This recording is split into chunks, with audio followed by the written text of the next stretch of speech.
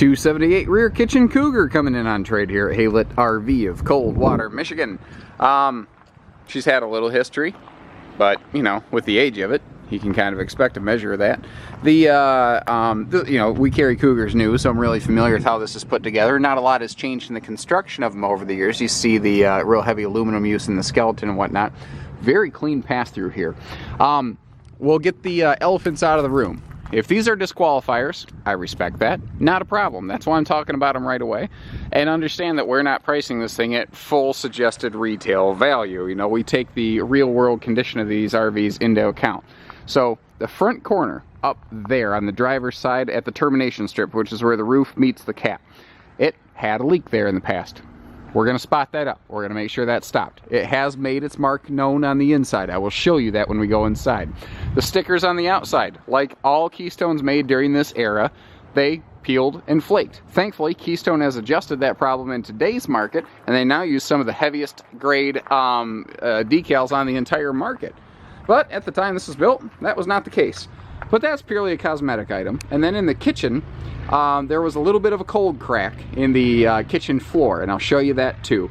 Again, cosmetic, not functional item. This is the only thing that is really a functional structural concern.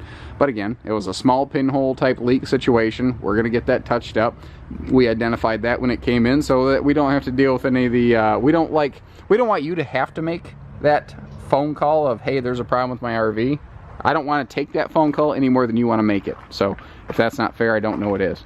So now that that's out of the way, let's focus on all the good stuff, like a slide awning cover up here, like the Max Air covers on the roof.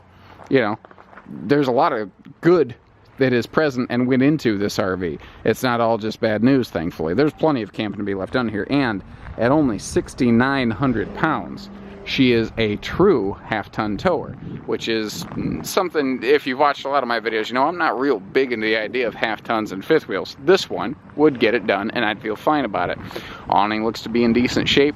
The cap that goes over the refrigerator up there, it's seen a little bit of better time, but it's also not the end of the world, you know, kind of situation. There are a ton of signs of preventative maintenance on here, which is good. That's, you know, you should see stuff like this. You should see where people went through and had done some resealing. An RV needs that over time from time to time. I like that I can see that was done. Unfortunately, that little termination strip looks like got away from them a little bit. But, you know, overall, obviously, it could have been much worse. Obviously, more often than not, these folks took care of everything. I also noticed a couple areas where, like, this has, I mean, Keystone was just known for this. They had this classic rose-colored nightshade, but I've noticed there's like two of them that are a more neutral, modern tan. And what that tells me is that these people went through when they had like a piece or part problem, and they replaced stuff. So they did try to keep this thing in great shape.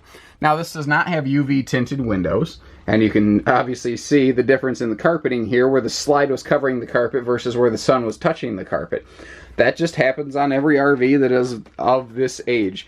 The old floral prints, the old living room floral prints that I'm sure they got those fabrics dirt cheap, and for obvious reasons, because they're not necessarily the prettiest thing.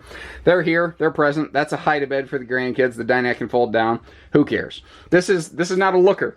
This is a goer. This is a doer. This is also not going to be the top budget RV out there. But I do love that big rear window. Rear kitchens do not usually have big rear windows like a rear living room, but this one does.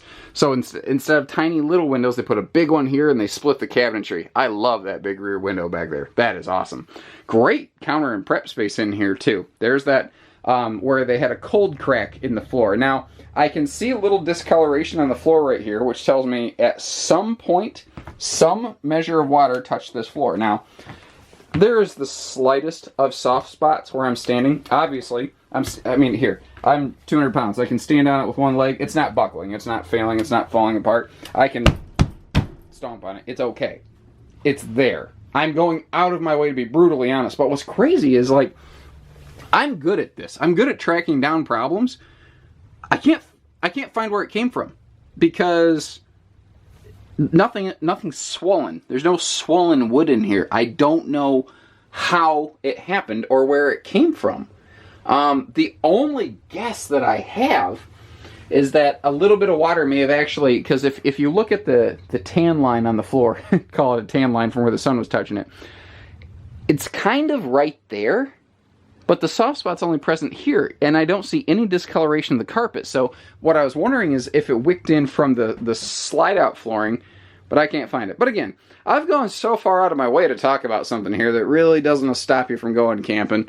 You know, I'm trying to be fair and honest about how we represent things here at HaylettRV. That is what we do.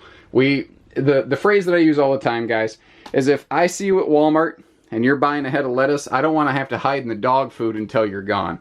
Now, I want to be able to walk up and go, hey, Frank, hey, Janice, how's that cougar?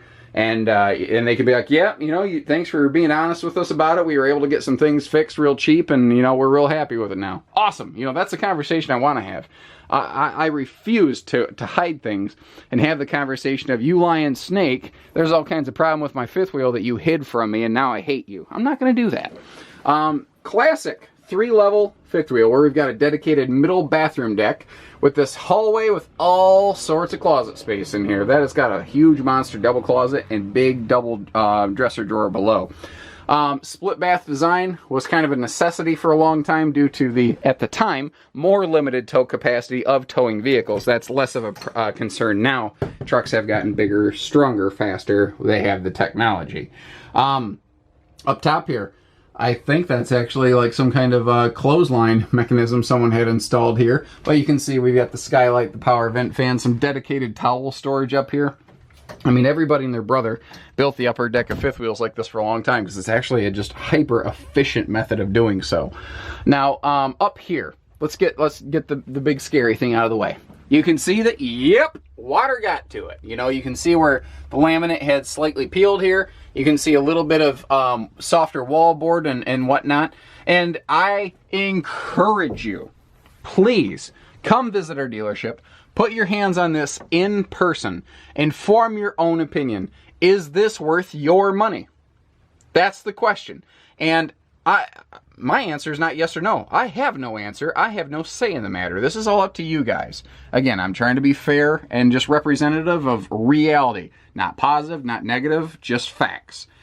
Again, we're sealing it. It's not going to get worse, but it has been there, and it's just not, it's literally not worth properly fixing this. Now, if you're okay with it how it is, as long as it's not leaking, or if you just want to spend a few bucks to replace a new wall panel board or something like that, you could probably do that cheap if you're a handy person. If you want to pay a certified RV tech to do that, it's not going to be as cheap. You know, you have to pay qualified labor for qualified talent. But really, if you're okay with a couple cosmetic hiccups, there's a lot of good here. There's a lot more good than bad. I've spent the majority of this video talking about the bad because those are the scary things. And those are the important things to talk about, for sure. I definitely, I'm not understating that. But I want you to know what it is not, and what you're getting. So, you know, basically the folks camped in this thing for years. They're swapping her out. We're actually doing a package deal with a 1-ton truck and a big giant toy hauler. You know, so obviously we treated them fairly enough that they were confident in doing business with us. Maybe, you know, you could say the same one day. And that's what I'm hoping to do here, is build your confidence, make you understand that we're fair people to work with. This isn't a perfect product, but it's also not dead. So if it's worth interest to you, give us a call. If not, visit our website, give our team a call, see what else we have, because we'll obviously shoot you straight. So take care, stay safe, have fun, and happy camping, everyone.